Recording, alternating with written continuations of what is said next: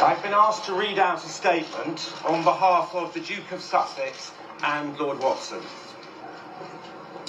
In a monumental victory today, News UK have admitted that The Sun, the flagship title for Rupert Murdoch's UK media empire, has indeed engaged in illegal practices.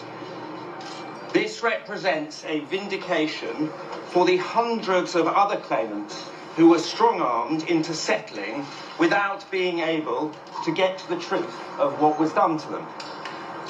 After endless resistance, denials, and legal battles by News Group newspapers, including spending more than £1 billion in payouts and in legal costs, as well as paying off those in the know in order to prevent the full picture from coming out, News UK is finally held to account for its illegal actions and its blatant disregard for the law.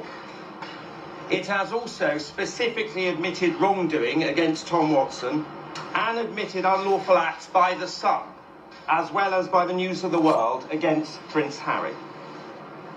The truth that has now been exposed is that News Group newspapers unlawfully engaged more than 100 private investigators over at least 16 years on more than 35,000 occasions. This happened as much at The Sun as it did at the News of the World, with the knowledge of all the editors and executives going to the very top of the company.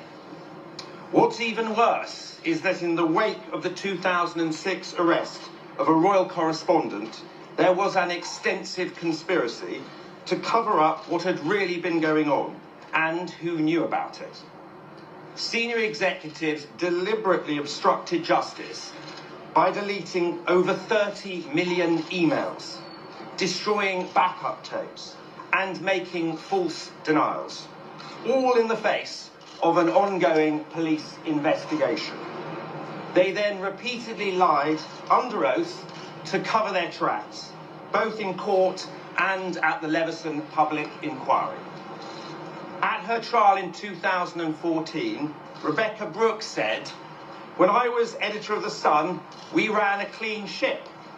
Now, 10 years later, when she is CEO of the company, they now admit when she was editor of The Sun, they ran a criminal enterprise.